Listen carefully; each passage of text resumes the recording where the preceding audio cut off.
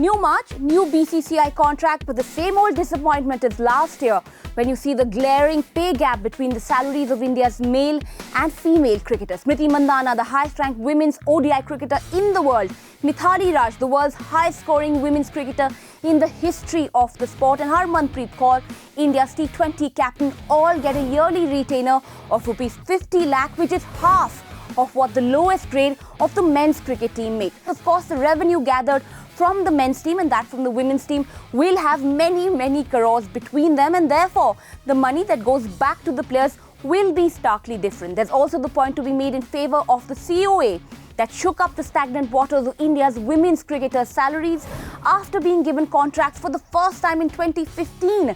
The COA just last year increased the payday of the top category among women to 50 lakh rupees from the 15 it was before. India's women's team are in fact among the highest paid among their contemporaries, with Australia's highest grade being rupees 40 lakh, New Zealand paying 17 lakh, and England also paying their top stars just around 50 lakh as well. So while Mithali and Jhulan and Harman are being paid at par with their contemporaries, there's a little point to be made about the paychecks at home. Forget what the male cricketers make, let's just take a look at BCCI's own balance sheet to bring out the contrast. In January this year, the BCCI paid rupees 91 lakh to the company that provided the Spider Cam just for the West Indies series. They paid 1.1 crore to the company that made graphics during that home series. BCCI's men's national selectors earn 90 lakh a year. The chairman makes 1 crore. So when everyone else in the BCCI's ecosystem is benefiting from the revenues of the world's richest cricket body, then why not the women cricketers?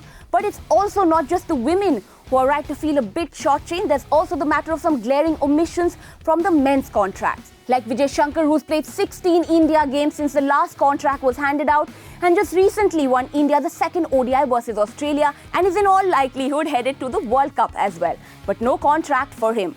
Also missing out from the list is Prithvi Shaw. Scored a century in his debut series against the Windies, landed in Australia's India's #1 choice for opener in tests, but got injured while on India duty and finds his name missing from the list as well. There's also Krunal Pandya and Mayank Agarwal who've stepped up for India but are ignored. And there is Hardik Pandya, regular in all formats before he got injured.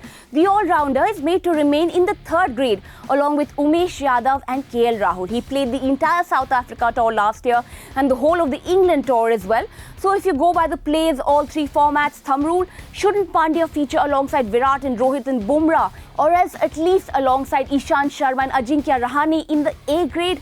Or has he consumed a little too much coffee? So while there was enough to celebrate the contract decisions last year, the BCCI COA could do well to step up their game and spend some of the money in the coffers on the players that actually help fill them.